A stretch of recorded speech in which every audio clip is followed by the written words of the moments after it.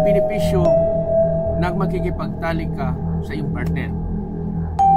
Ito po ay para lang ito sa gradong mag-asawa at sa magkasintahan.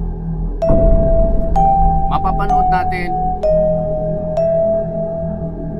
ang mensahe talik. Bawal po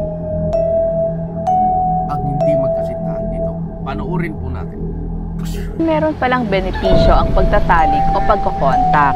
In general, nakakahaba ng buhay, pero itong topic ko ngayon ay para sa mga nagmamahalan, nasa tamang edad, at para sa may mga asawa lamang o partner. Sa kabilang banda, kung problema ang pagtatalik na ibanggit ko na po dun sa isang video ko na hihingi tayo ng tulong sa mga professionals para magamot yung problema na yon. Pero dito, ibibigay muna natin ang benepisyo ng pagtatalik.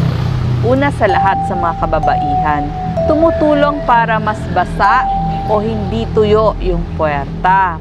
Maayos na daloy ng dugo at hindi kumikipot ang puwerta. So mga misis, kapag menopause na tayo, 50s, 60s, actually wala namang limit, kailangan meron pa rin hong contact para mas hindi magka-problema.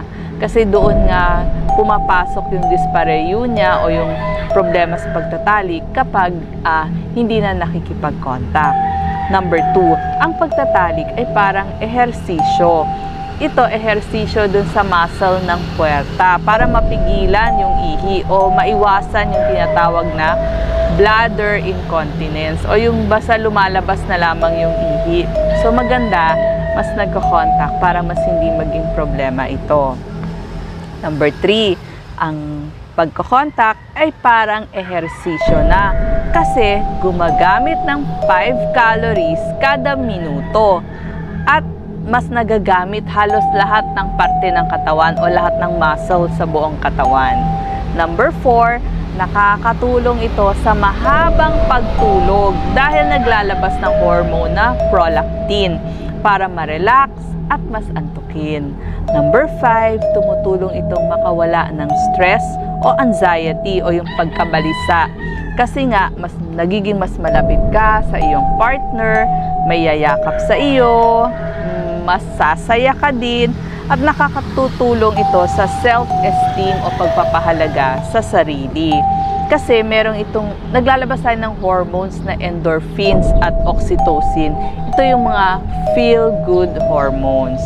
Number 6, nakakatulong ito sa mga kirot na nararamdaman natin sa ating katawan tulad ng sakit ng ulo, premenstrual syndrome, yung iba yung masakit na likod, masakit na binti o legs, kasi dahil may mga endorphins, naglalabas tayo ng hormone na endorphins na katulad ng morphine. Alam naman natin, ang morphine isang pain reliever.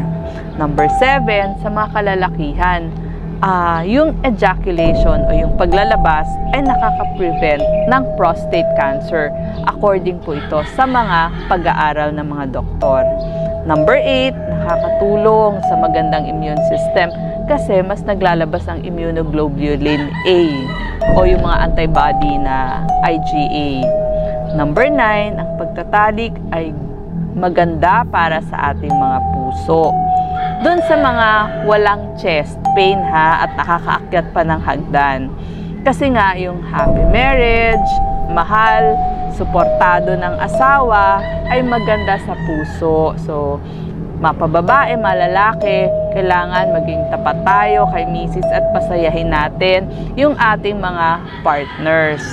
Number 10, nakakabata din ito kasi nagre-release ng testosterone at estrogen para sa magandang balat at makintab na buhok. Number 11, nawawala yung pakiramdam na nag-iisa ka.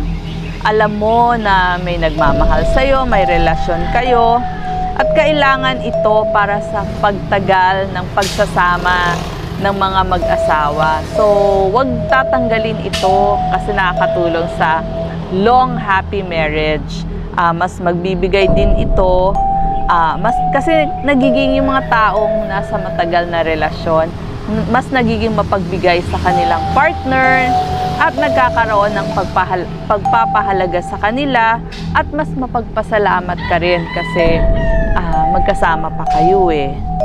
Pero dun sa mga hindi naman itong mga sinasabi ko, syempre para sa mga may partner at may asawa. Ayun, napakinggan natin kung gaano ka-importante ang benepisyo ng makikipag-jugjagan. Ayan.